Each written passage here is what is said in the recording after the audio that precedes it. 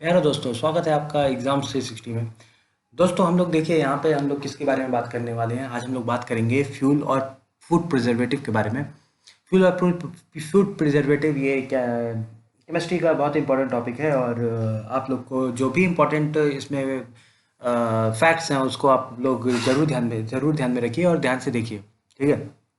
तो देखिए, सबसे पहले जो फ्यूल है, ये सब ऑर्गेनिक फ्यूल मानते हैं। पेट्रोलियम, कोल और नेचुरल गैस को हम लोग एक ऑर्गेनिक फ्यूल मानते हैं। सबसे पहले आपको ये बात पता होनी चाहिए। ठीक है। इसमें से सबसे जो क्लीनेस्ट फ्यूल होता है, जिसमें जिसमें क्या बोलते हैं, जिसमें जो एनवायरमेंटल मतलब एनवायरमेंटल आप कह सकते हैं कि एनवायरमेंट को बहुत ज़्यादा गंदा नहीं करता है, उसको वो है नेचुरल गैस। ठीक है। पेट्रोलियम, कोल और नेचुरल गैस में से जो क्लीनेस्ट फ्यूल है, जो एनवायरनमेंट को बहुत ज़्यादा गंदा नहीं करेगा, उसको हम लोग बोलते हैं नेचुरल गैस। इसलिए आप देखिए कि ऑटो जो होती है दिल्ली में, अगर पॉल्यूशन बढ़ जाता है तो क्या होता है कि हम लोग पेट्रोल ऑटो को बंद करके सीएनजी के ऑटो चलाते हैं। ठीक है। आप देखिए, डीजल से ज़्यादा होता है, उससे ज़्यादा एनवायरनमेंट को पॉल्यूशन होता है, फिर उससे कम होता है पेट्रोल से, फिर उससे भी सबसे ज़्यादा कम होता है आपका नेचुरल गैस से। ठीक है। ऑक्टेन नंबर किससे रिलेटेड है? ऑक्टेन नंबर आपका रिलेटेड है पेट्रोल से। उसी तरीके से सीटेन नंबर हमारा किससे रिलेटेड है? सीटेन नंबर हमारा रिलेटेड है डीजल से। ऑक्टेन नंबर हमारा पेट्रोल से रिलेटेड है, सीटेन नंबर हमारा रिलेटेड है डीजल से। ठीक है।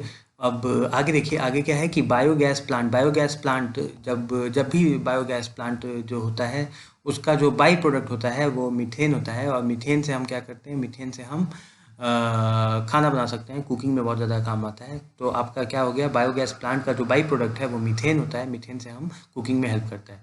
ठीक है। तो ऐसी तरह से गैसोहॉल नाम का एक फ्यूल है, जो मिक्सचर किसका है? गैसोलीन और इथेनॉल का मिक्सचर है। इस यहाँ से आपका गैसोलीन से गैसोल और इथेनॉल से ऑल गैसोहॉल। गैसोहॉल किसका किसका मिक्सचर है? आपका गैसोलीन और इथेनॉल का। ठीक है। तो एक देखिए, एंटी नॉकिंग कंपाउंड होता है, कारों में हमारा यूज़ करते हैं एंटी नॉकिंग कंपाउंड। ठीक है। एंटी नॉकिंग कंपाउंड जो कार में यूज़ करते हैं उसका क्या नाम होता है? लेड टेट्रा इथाइल नाम होता है। क्या क्या नाम होता है आपका? Lead tetra ethyl. इसको आप ध्यान रख लीजिए। इसका नाम क्या होता है? Lead tetra ethyl.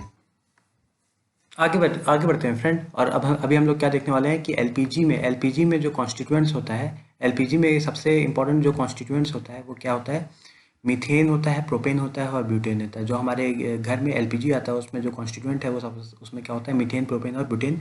जिसमें से ब्यूटेन होता है मेजर कॉन्स्टिट्यूएंट हमारा। ब्यूटेन क्या है? ये हमारा मेजर कॉन्स्टिट्यूएंट है। ठीक है।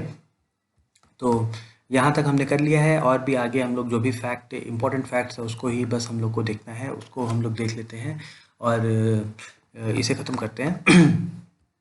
तो देखिए, सीएनजी में कॉन्स्टिट्यूएंट क्या क्या होता है? मीथेन होता है और इथेन होता है। ये हम लोग सिर्फ एग्ज़ाम को टारगेट करके जल्दी जल्दी चीज़ों को देख रहे हैं कि क्या क्या होता है। एलपीजी के जो मेन कॉन्स्टिट्यूएंट्स होते हैं वो ब्यूटेन होते हैं, प्रोपेन होते हैं। सीएनजी में आपका मीथेन इथेन होता है, एलपीजी में आपका ब्यूटेन प्रोपेन होता है। कोल गैस में आपका hydrogen, methane and carbon monoxide होता है। कोल गैस में आपका क्या होता है? Hydrogen, methane and carbon oxide. Water gas में आपका होता है carbon monoxide and hydrogen. Water gas में आपका कार्बन मोनोऑक्साइड और हाइड्रोजन होता है। अब देखिए, फूड प्रिजर्वेटिव किसको कहते हैं? फूड प्रिजर्वेटिव जो कंपाउंड है उसको हम सोडियम बेंजोएट कहते हैं। ये खाने को प्रिजर्व करता है। वो क्या नाम है उसका? Sodium benzoate. फूड प्रिजर्वेटिव करता क्या है? ये आप जो भी केमिकल रिएक्शन फूड में होती है उसको ये जो गति होती है वो धीमे कर देता है। ठीक है। फूड प्रिजर्वेटिव कैसे कैसे खाने को बचाता है? जो केमिकल रिएक्शन होता है फूड में उसकी गति को धीमा कर देता है। ठीक है।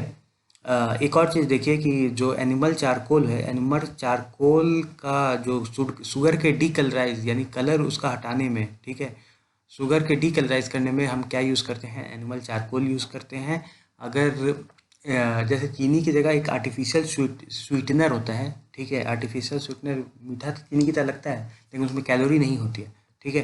तो उसका क्या नाम है आपका? उसका नाम है एस्पर्टम। ठीक है। जो आर्टिफिशियल स्वीटनर होता है उसका नाम है एस्पर्टम। ठीक है। एक और चीज़ देखिए, और भी जो भी फैक्चुअल इन्फॉर्मेशन है वो हम कोशिश कर रहे हैं कि आपको इस वीडियो के थ्रू जितने भी फैक्चुअल इन्फॉर्मेशन है वो दे दिया जाए, ताकि आप लोग का जो एनटीपीसी या एसएससी या डिफरेंट यूपी लेवल के जो गवर्नमेंट एग्जाम्स में जो जीएस होता है वो आपका स्ट्रांग हो सके। ठीक है।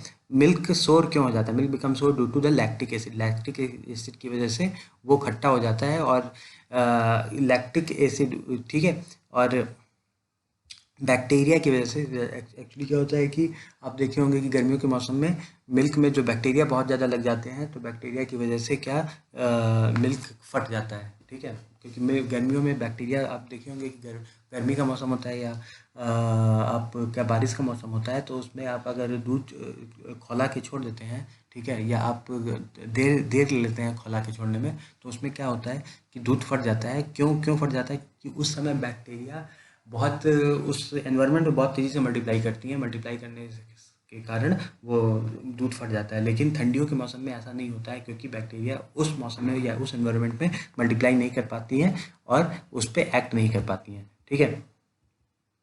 एक और चीज़ देखिए, जो लौंग होता है, लौंग में कौन सी ऑयल पाई जाती है? उजिनॉल। उजिनॉल ऑयल आपकी लौंग में पाई जाती है। इसको आप याद कर लीजिए फ्रेंड, लौंग में कौन सी ऑयल पाई जाती है? उजिनॉल। उजिनॉल, ठीक है। एक और चीज़ देखिए कि पोटेशियम ब्रोमाइड, इसको शांति की औषधि कहा जाता है, ठीक है। पोटेशियम ब्रोमाइड अगर आप ले लेते हैं तो आपका मन एकदम शांत हो जाता है, ठीक है। जो लोग बहुत ज़्यादा एंग्जाइटी या बहुत ज़्यादा जिनका मन बहुत ज़्यादा विचलित रहता है, ठीक है, नींद नहीं आ रही है, तो उनको सोडियम पोटेशियम ब्रोमाइड की टैबलेट्स दी जाती है, ताकि वो लोग बहुत आराम से एक शांति का अनुभव फील करें और आराम से चीज़ों को कर सके फ्रेंड्स। तो यहाँ पे हमारा ये टॉपिक भी ओवर होता है फ्रेंड्स। हम लोग ऐसे ही और छोटे छोटे वीडियोस के साथ आपके लिए टॉपिक्स बनाते रहेंगे, जिसमें सिर्फ हम लोग फैक्चुअल इन्फॉर्मेशन देंगे, वो भी जल्दी जल्दी, ताकि आपको जो भी आपके एग्जामिनेशन है उसमें हम लोग आपका बहुत ज़्यादा वक्त भी नहीं खाएं, और आपको भी बहुत ही सहूलियत हो, तसल्ली हो चीज़ों को पढ़ने में, और जल्दी से जल्दी सारी इन्फॉर्मेशन को गैदर करने में। धन्यवाद फ्रेंड्स।